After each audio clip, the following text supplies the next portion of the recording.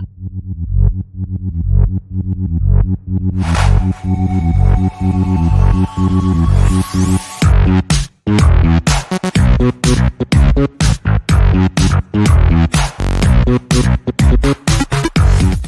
it going, YouTube? Peter here, your Ginger Jory Geek. Welcome back to the channel for a bit of an impromptu look at this week's comic books. So as my regular viewers will know, we've been doing this show for a couple of weeks now, and normally I'm joined by a few pals, but unfortunately this week it was excuse me, very hard to get a hold of some of the comic books that were out there. So it's taken us a bit of time to kind of pull this together, and I didn't get a chance to read most of the stuff till this morning.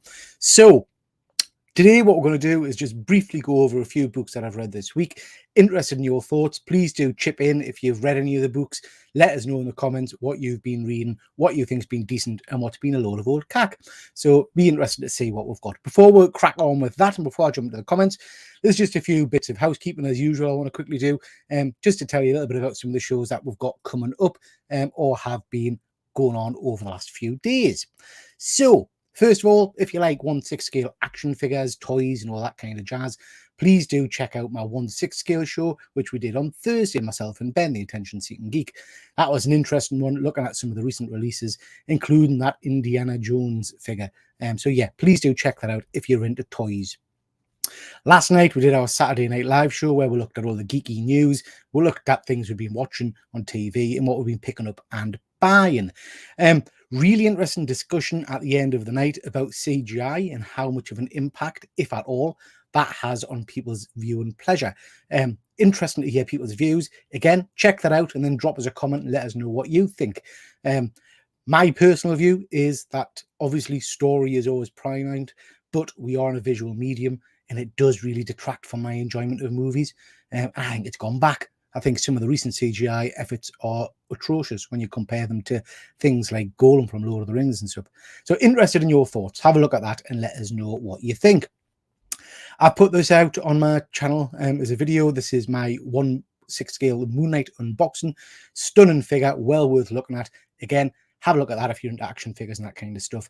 If you are a collector of 1/6 scale figures, even if you didn't like the show, I would recommend checking this figure out because it's absolutely stunning. It's a real shelf stealer. So yeah, have a look at that one. This will be going out tonight, I think at 6 o'clock or something.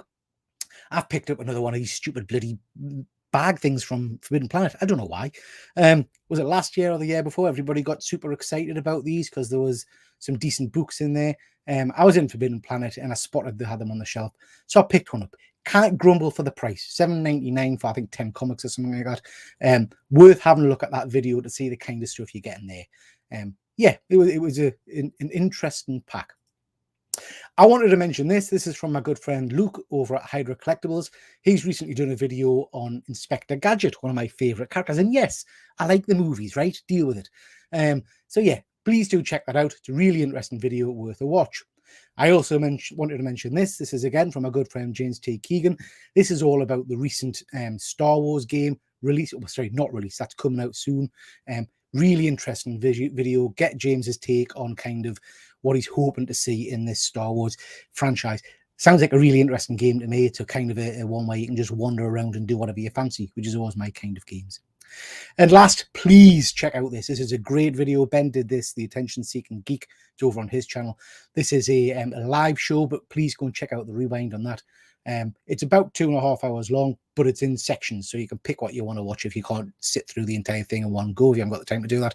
And basically, it's about his convention experiences, all the different people he's met, and there's some stunning people there. So again, please do check that out.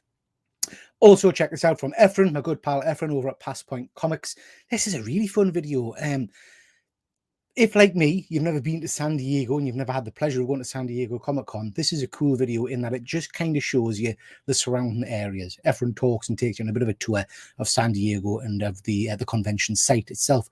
Great video. I loved it. Really good fun to watch, so check that out. I was on this show on Friday night. This is What's All the Omnifuss About. This is on Phil's channel, Phil's Nerdiverse, also on the Nerd Hood channel, so go and check it out. This was just a great chat. Myself and a few of the other guys had a good discussion and debate about the future of DC movies and what shows we would like to see, or sorry, what comics or series we'd like to see enter the James Gunn DC universe. So please do check that one out. And finally, my usual shout out to all of the UK live show community. We've got the amazing guys at This Week in Metropolis on a Tuesday, Nerd Herd Wednesdays, Killer Show on a Thursday, and Grey Man on a Saturday. So you really are spoiled for choice for live show content if that's your kind of thing. So please do check those guys out. Okay, before we crack on, let's just jump to the comments, see who we've got. We've got good old StreamYard. Thank you for joining, bud. One of these days he's going to answer. It's going to be really freaky. We've got James T. Ayo, nice to see you, mate. And we've got Jack. How you doing, Jack? Always a pleasure. We've got Ian. Thank you very much for joining me. And we've got Connie. Hello. Hola, nerds. We've got GP. GP, we haven't got a show this week, have we? But we've got a show next week. Crimson Cage, I want to say. Remind us in the comments, GP. I think it's Crimson Cage. We'll be doing a review of that. Really looking forward to that one, mate. James, you've been watching the new Walking Dead show. Quite good, eh? Ooh, I haven't seen that, Jack. Is that the one with Negan and Maggie? I have to say, I wish Negan would bat her head in. I can't stand her. But yeah, I haven't watched that one yet. I'll have to watch that one. And James is saying he dipped out of the Walking Dead 6 or 7. It's around 6 or 7 seasons. The last season was stunning, James. It's well worth watching, mate, to be honest. You're welcome. GP, Connie. I didn't know they were still making the Walking Dead universe. Surely you've got to let it die soon. Died a long time ago, Connie. I think they're just still doing CPR on it. That said, I do like Negan. He's a cool character. Daryl's, he's one of my least favourites as well. Can't stand him. Never watched a full episode of it. Lots of debate going on about Walking Dead. Yeah, Crimson Cage next week on Tuesday. Cool. Looking forward to that. It's an amazing one. Amazing book. I can't wait to hear people's views on that. GP, I've been going back over past scores, and I think it's an absolute travesty that the book we reviewed last week didn't get a higher score. I want to go back and change my scores. And Jack is saying, yeah, Pete, it's based in New York. Yeah. So I'm sure I saw the trailers for it, Jack. I think I did it on the Saturday show, and it looked interesting, I have to say. Yeah, that's right, Connie's more, can't remember his name, but he's a stunning actor. We wanted him to play Thomas Wayne in Flashpoint, but he never got the chance, unfortunately. But yeah, I can't remember his name. Is it Dean Morgan or something? Jeffrey Dean Morgan? Yeah. Anyway, let's crack on, guys. Talking about some comics. So like I said, this is going to be a short show, probably only about half an hour or so, and we'll rapidly run through them. Let us know in the comments if you've read any of these books or what you've been reading this week that you've actually enjoyed. Yeah, Jeffrey Dean Morgan, you're right, Connie. And let us know what you've enjoyed. So we'll start off with 3 quick, rapid ones. Blue Book, load of old shite. I should love this book. I talked about this briefly on my show last night. This is right up my alley. This is X-Files. It's by James Tynion. I mean, the guy normally is superb. Basically, what he's done is he's taken real life kind of encounters with UFOs or mysteries and things like that, and he's put it in a comic series format. And the first storyline in this Blue Book follows the same family for the last 5 issues, and it's the retelling of a very famous abduction story in America. And despite it being an abduction story with aliens and all the rest of it, it's dull as ditch water. It literally is boring the tits off us. The backup stories in each issue are almost unreadable for me. It's just a massive fail for me, this one. Falls flat in its arse. I wouldn't bother reading that one. Next, we've got Detective Comics. Now, admittedly, I've not read this for a while, so I've kind of dipped into this halfway through an arc. This is by Ram V. Ram V, the guy who did some stunning writing on Layla Starr, These Savage Shores, which is phenomenal, and a few other really big hitting books. He did Venom for a while, I believe. It was just a hard read. I don't know if it's I've suffered for coming in halfway through, or if it's just too intelligent for us. It felt a bit same old, same old. Someone's basically hypnotizing Gotham so that everybody's against Batman, and that's kind of how the story ended, I think. It was not a one I'll go back and pick up, but I'm interested in if anybody is reading that regularly. Am I missing the point? Is it a good series, or is it a bit meh? Scar by Dynamite. This is obviously the Disney villains issue. I absolutely loved this. which is pathetic, really, because I'm a grown man.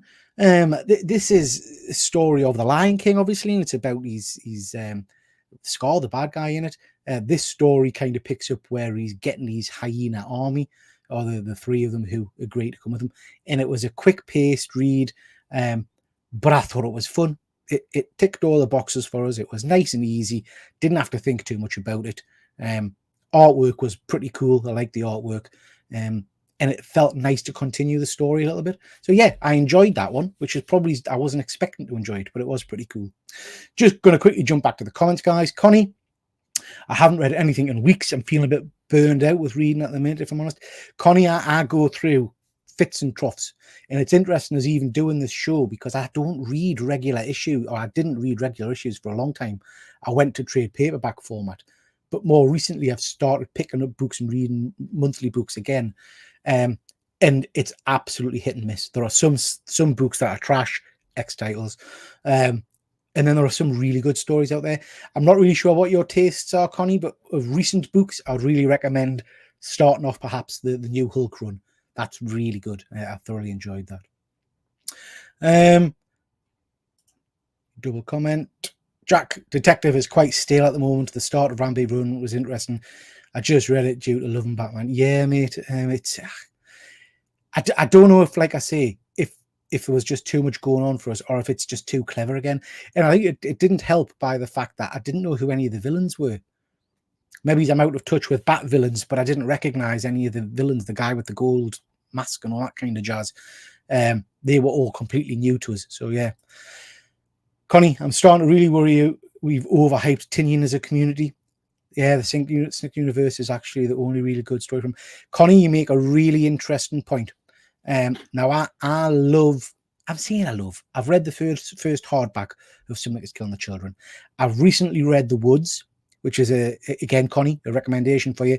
3 volumes of softbacks, and that's really good. I like that a lot. A lot about relationships and things like that. I really enjoyed that series. The rest of his stuff, I'm struggling a bit with. I forced myself to read The Closet by him, and it was cack. It wasn't for me at all. Department of Truth, I think I read the first two graphic novels, and then I was out. I felt exactly as you've described here, Connie. I felt like it made us feel stupid.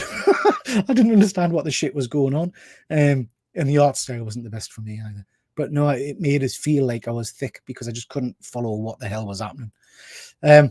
Ram V is very hit or miss. Again, I'd agree with that, GP. I think he's been elevated beyond belief in terms of the comic book community. I really did enjoy these Savage Shores. Layla started and blows away, yet some people think it's the best thing since sliced bread. It didn't necessarily float my boat. Yeah, interesting. I've read The Closet too, bit dull. Yeah, it didn't really do anything for me, Connie, I have to be honest. Okay, so that's 3 books there, guys, that I wouldn't necessarily recommend picking up outside of Scar. Scar was good fun, and a nice, straightforward, fast read. World Tree. So, sticking with the Tinian theme, World Tree is intriguing us. So, issue 1 was great. Issue 2, I started to worry a little bit. I think I mentioned last time that in issue 2, there's about 3 pages of the police officers talking about how he hires prostitutes or something. It's very bizarre. It's not in keeping with the story at all. Issue 3's got us hooked again. Really interesting. The basic premise, and it spells it out in this issue a little bit, is that 10, 15 years ago, whatever, this super nerd discovers the underweb, which is the kind of the underneath the internet, which is inhabited by creatures that basically try and possess you and make you to do all kinds of bad things on Earth. And they managed to lock it away and get rid of it, but now it's come back. Somebody's discovered the what do you call it? ULR, whatever you call it, the internet stream for it, and has found it again. And we'll finally kind of get to see what the creatures are in this underweb, and that's those images on screen there. It is interesting. It's keeping us intrigued. Still haven't worked out why the main lady's completely naked all of the time, and you can see all of her bits, and I do mean all of her bits. I'm not quite sure what that's all about. But yeah, it's an interesting book. I don't know if it's a mini series or an ongoing or what, but it might be a one that's worth picking up in trade paperback format. But it is fun. I'm enjoying that one, and I do like the art style. I think the art style is very cool. Jack is just saying he's gone through the burnt out phase lately, but I keep my pull list going, mainly Batman books, and any of the ones I tend to read online. Tempted to add Hulk, though. The first issue was class. Yeah, Jack, I thoroughly enjoyed the first issue of Hulk. And I think we all go through these kind of phases, don't we? Ins and outs. And I sometimes, particularly I find with the characters that have been around 30, 40, 50 years that I've, because I'm very old, I've been reading for a long time, it gets a bit samey. Whereas stuff like this probably interests us more because it's fresh and it's new and I do like, again, being an old fart with a limited kind of attention span. I like a story that ends. I cannot be doing with years and years and years of story to find out what the hell happened. I like a story that actually concludes, or an arc that concludes in a bookend. So that's kind of where I lie these days with comic books. I picked up the first issue, but I haven't read it yet. Is that World Tree, Connie? I would really have a good look at that because it is a very cool series. Enjoyed the first 2 issues, so looking forward to issue 3. Yeah, Pete, it is a good one, mate. Let us know what you think of the 3rd issue, because I think the 3rd issue has kind of rescued it a little bit for me. Connie, the only books on my pull list of this season, The Seasons Have Teeth. I've not read that. Old Dog, is that the kind of the John Wick version, Connie? Because I saw a dog version of John Wick, which I thought looked interesting. Ram V story with the artist he did with Layla Starr. Yeah, sounds cool. I will pick up the Hulk. It seems to be the first Marvel story in a while. People are genuinely being excited about it. Yeah, I do hope you like it because I've recommended it. So I hope you don't think it's shite.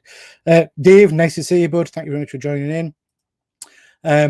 It's a good read, Connie. Yeah, absolutely. So that's World Tree. I would recommend picking that up. Like I say, I can't remember if it's a mini series or a full-going series. If it's a mini series, I would probably recommend picking that up as a trade paperback. Efren, how are you doing, bud? Only 8 a.m. over there. The day is young, man. The day is young. I've given you a shout out earlier in the show, Efren. I hope you are well, my friend. Can't wait for Immortal Thor. Yeah, me too, Jack. Big fan of Thor as a character. I'm hoping they do well. The covers haven't blown us away in mind. I didn't think the covers were particularly good, but never mind. I don't think you need to read Immortal Hulk. You do think you need to read Immortal Hulk before you read Hulk. I think basically, Pete, you're kind of right. I think as long as you have an understanding of the Green Door, it relies heavily on you knowing that. So don't necessarily need to read the full run of Immortal Hulk, but as long as you kind of understand that the Green Door was the area, the point that was allowing people to be resurrected in the Hulk universe, and they've shut that now, so you can't get resurrected, basically. Everyone's saying morning to Efren. Old Dog is... Oh, no, I haven't read that one, mate. I haven't read that one, Connie. Interesting so far, limited series. Oh, I might pick that one up. Connie. I've not read any comics for ages, been reading a lot of books. I've heard rumours there are some World War II comics either out or coming out. Anyone know about this? I've not seen any, Dave. I'm not seeing any, mate. Okay, next book. Moving on. Venom. Now, I drifted away from Venom many, many years ago. I didn't get into the whole King in Black malarkey. That passed us by, although I have got the omnibus, I think, to read or something. And then I started picking this up more recently. This is bloody great. I'm really enjoying this. So hyper violent, not what I was expecting at all. Eddie Brock's become kind of like a living symbiote, whatever. And basically that thing spitting that lump out there, that lump is Eddie Brock all chewed up, and then he reforms. This is Bedlam, who he's fighting, who I don't know the character's background, but I understand is some kind of clone or something of Eddie. They have a fantastic battle. Eddie then shoots, as you can see in that image there, webbing out, but it's not actually webbing, it's his nerve endings that he's popped out of his hands. It's just a really fun, cool read. Like I say, not a one I expected to enjoy, but far better than I expected. One of the better Spider books, I think, at the moment. So yeah, again, a good fun read. James T, you read any of the Indiana Jones comics? I haven't I haven't, James. I've seen the movie, as you know, dog shit. But I haven't read any of the comics. I don't know if there's any currently out at the moment. I don't know if they've got like a new line at the moment. I'll have to check it out. So yeah, very cool. Well worth picking up. I've been enjoying Venom, which I never thought I would see because I kind of went well off him for a while. Dead by Daylight. Now, I'm pleased James is in the chat because I ain't got a bloody clue about this. This, I think, is based on a computer game. I'm showing me age here. I've never played Dead by Daylight. What I understand is it's kind of a survival game where there's you and 4 other characters, and one of you is the murderer, and you've got to kill the other characters. Let us know in the chat if that's correct. This is the comic version of it. I picked it up basically because the cover looks stunning, really like those with the masks and things. First 2 or 3 pages, art style's not really for me. The first 2-3 pages show this kind of guy on a train getting murdered by a bloke in a mask, and I thought, ooh, this is right up my street. Bit of horror, bit of kind of slasher kind of esque series, and then that's it. Then we'll go to this kind of guy who's been put into the foster care system, and it's very much a teen drama, meeting at school, bit of a bully, oh, let's have a house party kind of thing. And then all of a sudden they're setting fire to police cars. Not really sure what the hell went on there. Yeah, it was just flat. If the first 3 pages had been what the comic was about, I would have been over the moon because it was like a slasher kind of thing. But I had 3/4, if not more, of a book of just teens talking teeny stuff and setting fire to cars. It didn't really float me boat at all. I will pick up the second issue, probably as a cover buy, but just to see if it heats up a little bit. If it continues the way it is in this issue, I'll be dropping it. It's an interesting one. It's an interesting one. James, Mr. Video Game tie-in over here. Sums it up pretty much. They do lots of crossovers with horror franchises. You get nothing of that in this comic, James. Not at all. No crossovers. I like watching people play Dead by Daylight, but I don't know if I would read the comic. Yeah, Connie, it's not floating me boat. Not even sure there's a story in the game at all, right? That makes sense then, because there's no story in this other than your typical teen kind of slasher thing. Jack saying the game's not that good.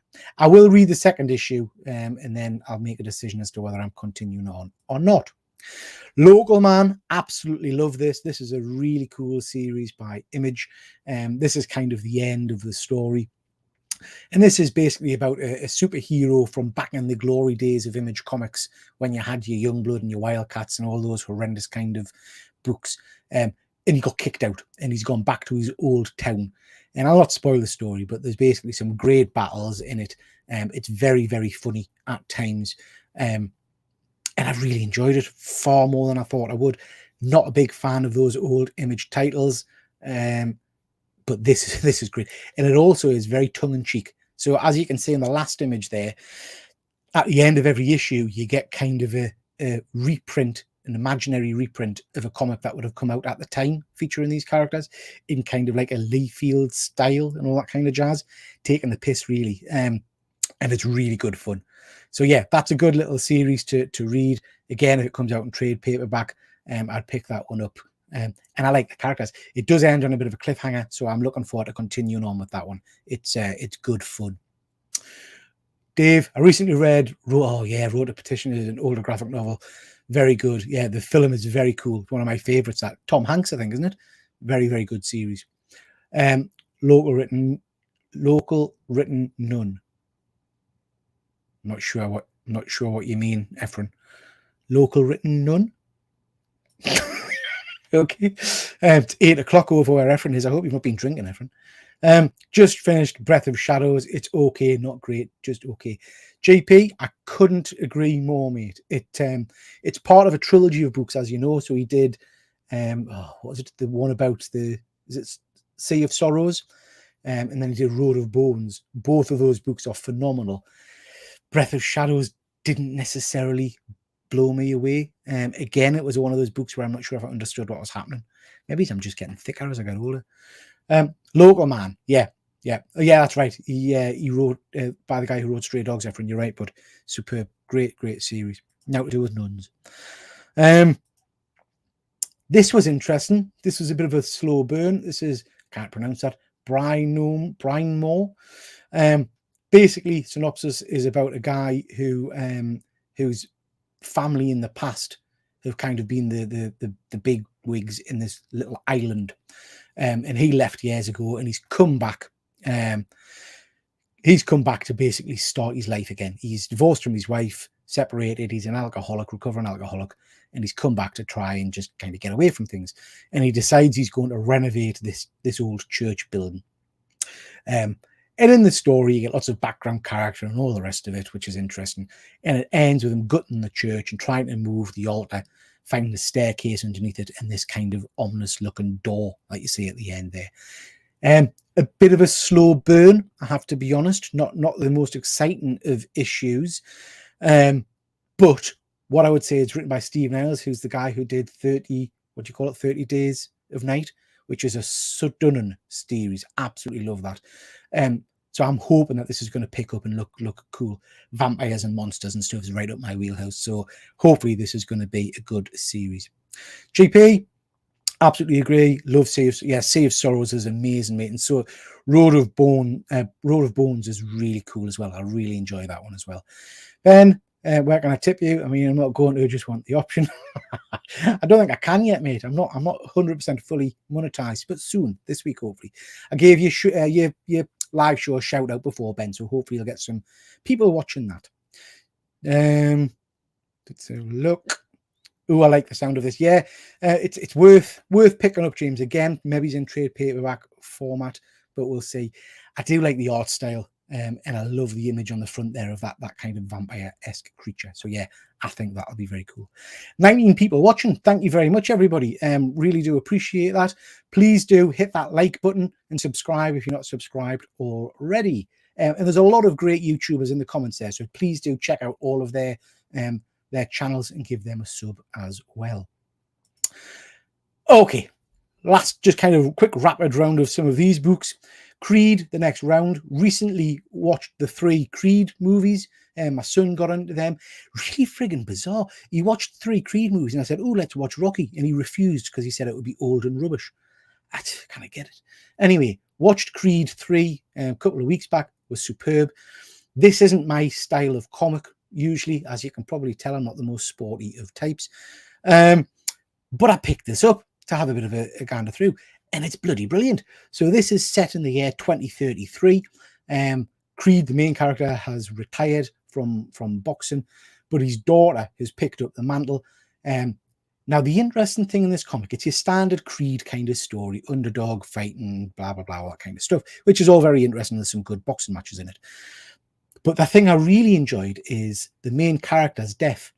So all the way through the issue, you can read, obviously, what they're saying and things, but there's sign language all the way through. Now, I'm not sure if it's real sign language in the art that they're using, but it's really quite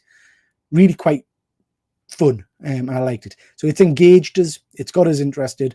I will be continuing on with this story. The Neighbours. Oh, dear. By Boom Studios. This is probably one of my most disappointing books. I read the synopsis of this back on Efren's show when we do our monthly picks months and months ago, and it sounded really cool. Basically, family move into a weird old house, and shenanigans start, monsters and witchcraft and all that kind of jazz. And you get a little bit of this in the story, but it's really entwined, is that even a word? It's really kind of mixed in with a much bigger story about sexuality and transphobia and all those kind of very emotive topics, which is interesting, but it somehow gets kind of muddled into the story, and it makes it a really weird read. I'm wanting to see the monsters and stuff, and I'm not really sure I'm understanding what the book's trying to say anymore. So yeah, it's not necessarily floating me boat, this one, which is a shame because it's all topics that I am interested in, but it's just not doing it for us. I don't know. I'll be really interested if anybody else is reading this and is struggling with it like I am, or am I just missing something? Deadpool number 8. Haven't read a Deadpool comic in friggin' years. Crikey, since the movies started, to be perfectly frank. picked this one up just to have a bit of a quick read through, and I loved it. It was great fun. Starts off with Deadpool having breakfast with Cable and Spider-Man and Domino and things like that. Do I know what was going on? Do I shite? Still, I don't really understand what these creatures were, because they turn out to be fairies or something. But that's because I'm picking this up halfway through an arc, probably. But actually, it was a fun read, a really interesting story, and I will definitely be picking up the next issue because it got us hooked, which I wasn't expecting from a Deadpool comic. Very funny. Yeah, well worth a read. Okay, just quickly jumping to the chat again. We've got GP saying, all good, but Sunday chill day. We've got Dave. On another note, I've just read Raymond Briggs, When the Wind Blows. Love it. Oh, not read that one, mate. Not read that one. Good egg, certainly. Gonna cost Fuzzy a pretty penny to get his comments highlighted. Andy, no problem, mate. No problem. I know you've got a busy weekend. Not about that. Next week, bud, we'll catch up again, I'm sure. Jack, I would have black bagged him and chucked him out. Seems very soon to tell this type of story, doesn't it? Like the last movie was a few months ago, and now we're hopping decades into the future. Yeah, it is. It's interesting, James. And I'm the what's he called again? Michael Thingy Jordan. I always get his name wrong. But anyway, he's one of the executives on the book, so he's had a hand in the story, which is really quite cool. I'd like to see a film of it. It feels quite interesting. So yeah, pretty cool. Southpaw's great boxing movie. Yeah, not seen that one either, mate. I'll check that one out. The Neighbours was on my list to look at, but I'm yet to get to it. Connie, I have to say I'd avoid. It's really not floated my boat.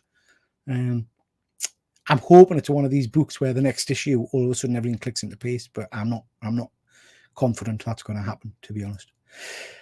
Oh, shit in hell. I don't know if anybody's reading X books at the moment. I kind of stopped reading them because they were doing me head in. And then I saw this one, and it's all about Apocalypse, who's one of my favorite X characters. I absolutely adore him. The previous iterations of him, particularly, I mean, Age of Apocalypse was kind of my day of watching or reading comics and things like that. Loved the big bad version, Survival of the Fittest, all that jazz. And then you read this, and I haven't got a clue what's happened to the character. That synopsis on the right-hand side there, guys, I mean, I wouldn't even try to... It's just bloody gobbledygook. If you've been reading X titles for the last 2-3 years, it might make sense to you. But basically, this is a story about Apocalypse's wife turning up, and they have a bit of a fight so that he can give her some acorns, which grow portals to back to Earth, I think. But the characterization of Apocalypse is just bizarre. He's now not really into survival of the fittest. He's all about peace and kind of, just cack. Not for me, I'm afraid. Another one that wasn't for me is this. This is from Scout Studios. This is Agent of World. Sounded really interesting. I got about 5 pages in and I started to get a migraine. It's like a spy espionage kind of thing. There's a battle at the start. The guy in the blue top is kind of the agent, and he's there to save the day. Far too much complex text for me. The imagery, the artwork is just not my personal cup of tea at all. Yeah, did me nut in. So I gave up. It's the first book in a while I've given up trying to read. Perhaps I was tired because I read this one last night after doing my live show. So if anybody's read it, let us know. Am I missing out here? Should I be going back and trying to reread this? Or is it just too much? It's too busy for me at the moment. So I missed that one, I'm afraid. Okay, so I'm aware that over the last few months, I might have come across as a miserable old bugger in terms of Spider-Man. So I thought I would give it another go. I thought I would try really hard to just go with the flow and enjoy it. And actually, this was okay. It's very, very uneventful. It's a comic you can just kind of flick through.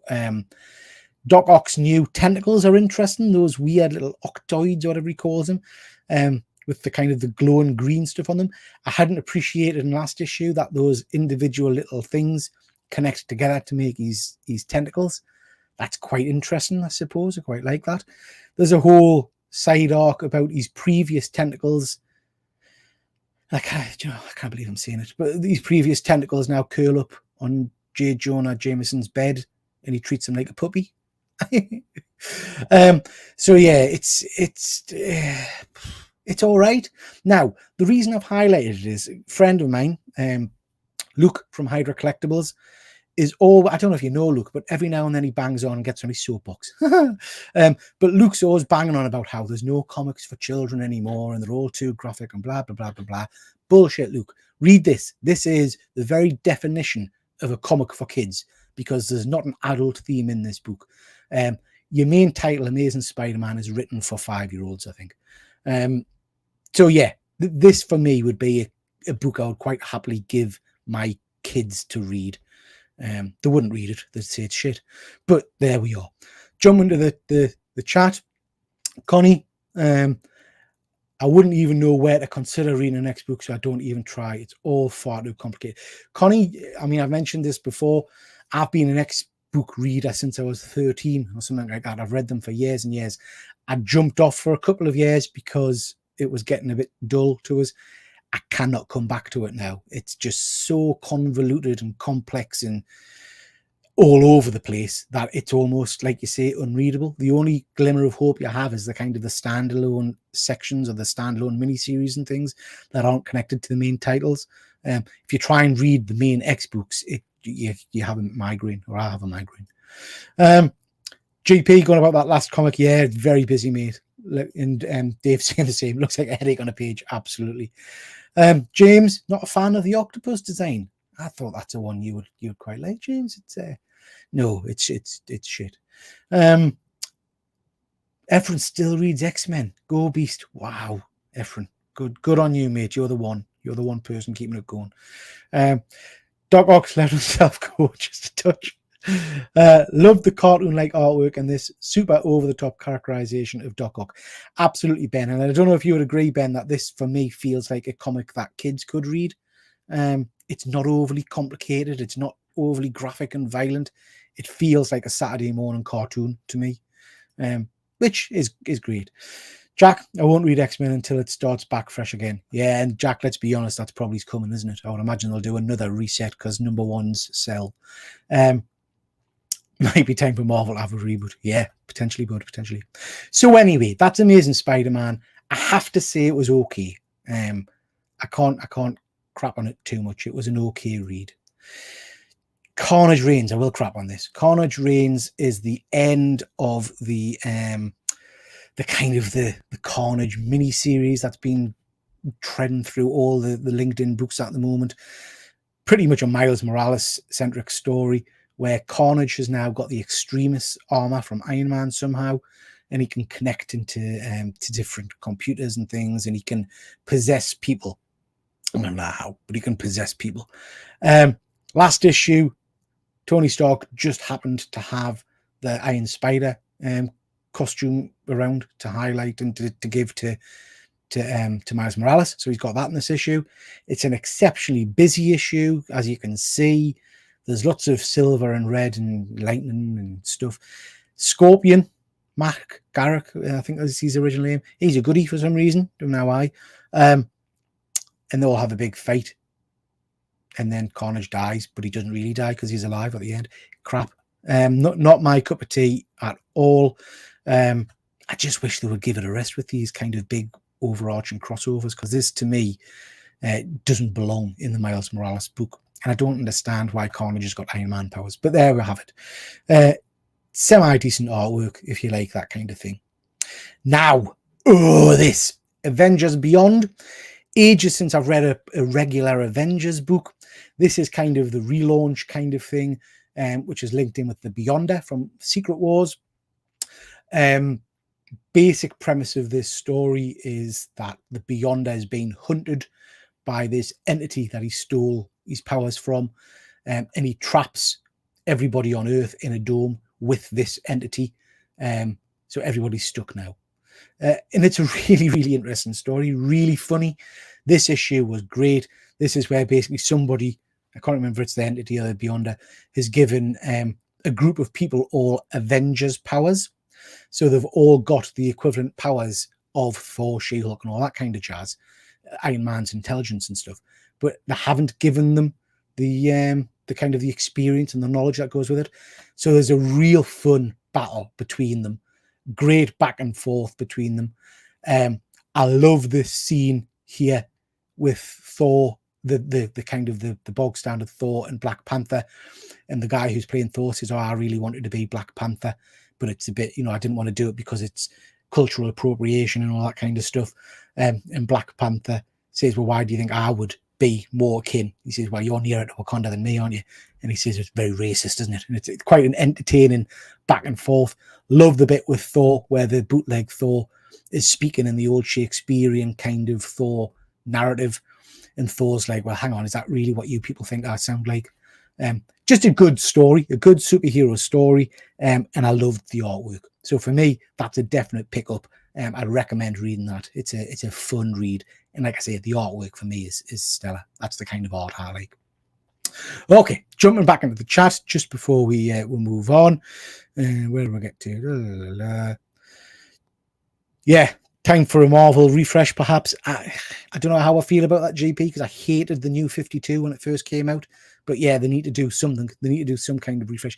They just did Secret Wars. I mean, Secret Wars wasn't that long ago, and that was meant to be a rehash, wasn't it? A restart. Ben saying Marvel would benefit massively from their own new 52 type reboot right now. Yeah, I'd hated 52, but they could do with something. I think he's all right. We need to kind of try and get back to the drawing board. Okay, that's your whack. That's all of this week's comics that I've been reading this week. There's been some real fun ones. Let us know in the comments if you're watching this on the rewind what you've been reading. Just a reminder that Monday night, myself and some of the guys are going to be doing our spotlight on Transformers. So looking at the history, the media appearances, merchandise, and recommending some Transformer reading. So please do check that out. That's your whack. I want to give you a massive thank you for joining. Tonight we've had at one point 19 people watching, which is absolutely tremendous for my little show. So thank you very much. I do appreciate that. And with that, we'll catch you next time. Take care. Bye.